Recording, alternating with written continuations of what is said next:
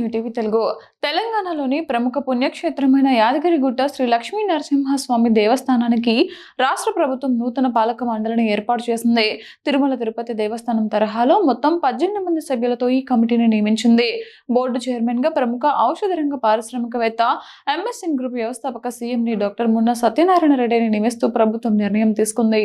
ఈ పాలక మండలిలో సభ్యులుగా బెల్లంపల్లి ఎమ్మెల్యే గడ్డం వినోద్ వెంకటస్వామి, ప్రముఖ నటుడు చిరంజీవి అర్ధాంగి, కొణిదెల సురేఖకు చోటు కల్పించారు.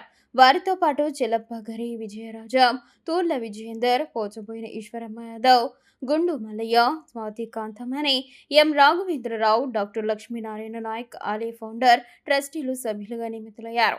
వీరితో పాటు ప్రభుత్వ ప్రధాన కార్యదర్శి, దేవాదాయ శాఖ ముఖ్య కార్యదర్శి, కమిషనర్, యాదాద్రి జిల్లా కలెక్టర్, వైటీడీఏ వైస్ చైర్మన్, ఆలయీఓ ఎక్స్ అఫిషియో సభ్యులుగా వ్యవహరిస్తారు.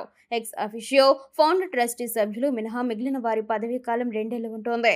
ఈ మేరకు దేవాదాయ శాఖ ముఖ్య కార్యదర్శి శైలజ రామయ్యర్ ఉత్తర్వులు జారీ చేశారు. చైర్మన్ గా నియమితులైన మన్నె సత్యనారాయణ రెడ్డికి ఉస్మానియా, పాలమూరు విశ్వవిద్యాలయాల నుంచి 2 PhDలు ఉన్నాయి. ఈయన గతంలో మహబూబ్ నగర్ ఎంపీగా పనిచేసిన మన్నె శ్రీనివాస్ రెడ్డికి సోదరుడు.